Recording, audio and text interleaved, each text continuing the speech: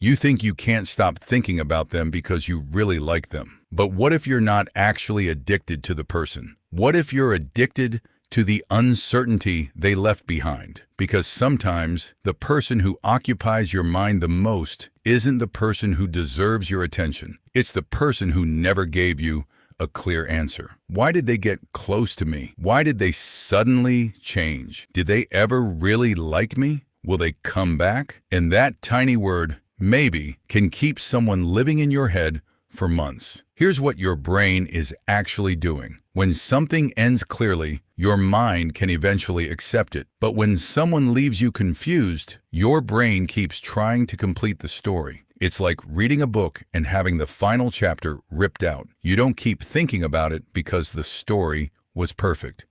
You keep thinking about it because you don't know how it ends. That's why mixed signals can be so powerful. One day, they make you feel wanted. The next day, they're distant. Then they come back. Then they disappear again. And suddenly, you're analyzing everything. A message, a like, a story view, the way they looked at you, how long they took to reply. You're no longer simply thinking about them. You're trying to solve them. And here's where it gets dangerous. Uncertainty can make a person feel more important than they actually are. If someone gives you attention consistently, you eventually know what to expect. But when attention comes and goes, every little bit of attention feels valuable. You don't just want them, you start wanting the next moment they make you feel wanted.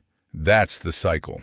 Attention, hope, silence, overthinking, then attention again. And your brain starts waiting for the next reward. But there's something even deeper. You may not actually be attached to who they are. You may be attached to who you believe they could become. You remember their best moments, the conversations that felt special, the way they made you feel. And your mind takes those moments and creates a future that never actually happened. You start falling in love with the possibility, not the reality. And that's why letting go can feel impossible, because you're not only losing a person, you're losing the future you imagined with them. But there's another reason they keep appearing in your mind. You're training your brain to bring them back. Every time you check their profile, reread their messages, look to see if they're online, or imagine what you'd say if they suddenly texted, you're giving them another piece of your attention.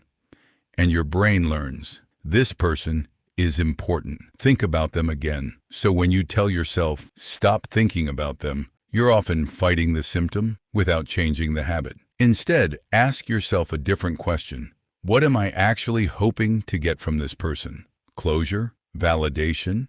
Attention? Or the hope that one day they'll finally choose you? Because once you understand what you're really chasing, you can stop chasing the person.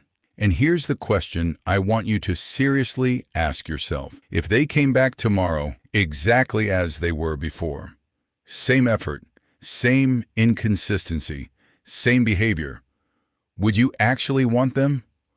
Or would you only want the version of them you were hoping they'd become? Because sometimes you don't miss the person, you miss the possibility. And realizing that can change everything. You don't have to erase them from your mind. You just have to stop giving them a place in your future.